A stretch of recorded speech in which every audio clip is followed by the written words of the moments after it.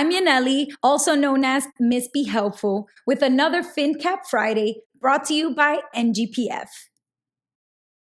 You might be surprised to learn that almost half of all consumers in the United States made at least one credit card purchase every Black Friday between 2020 and 2023. That's about 137 million people. But credit cards aren't the only popular payment type around the holidays. Buy now, pay later plans are becoming more popular too. Anybody who's made a purchase online has probably seen a buy now, pay later plan pop out at checkout. These are payment plans that allow you to buy stuff now and pay for it later, kind of like a credit card. But unlike credit cards, they come with little to no interest fees.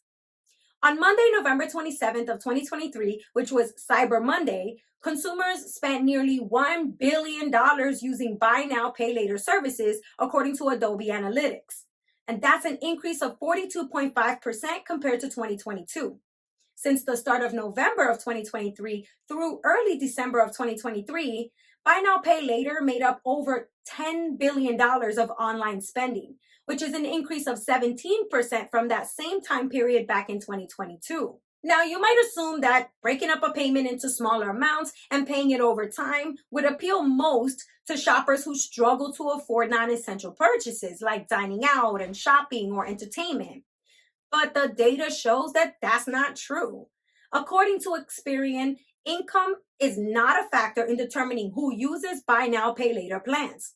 Consumers with higher incomes are just as likely as those with lower incomes to use buy now, pay later at checkout. However, these definitely are more common when it comes to younger shoppers versus older shoppers. About half of consumers between 25 and 34 said they plan to use buy now, pay later for at least some of their holiday shopping in late 2023. This number drops drastically for shoppers over the age of 65 years old, with only 10% expecting to use buy now, pay later for their shopping.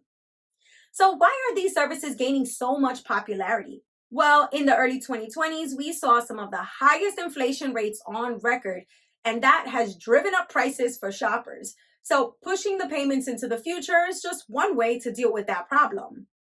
But also, interest rates have hit record highs, with several rate hikes by the Federal Reserve being announced in February, March, May, and July of 2023.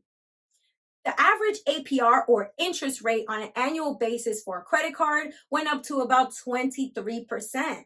So consumers are probably hesitant to add more to their credit cards when they have such high interest fees, especially when you consider the average credit card balance in 2023, which was over $6,300.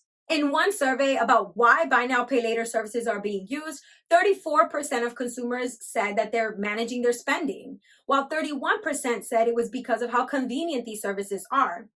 25% said that they're avoiding interest fees or interest payments, and that's their main motivation.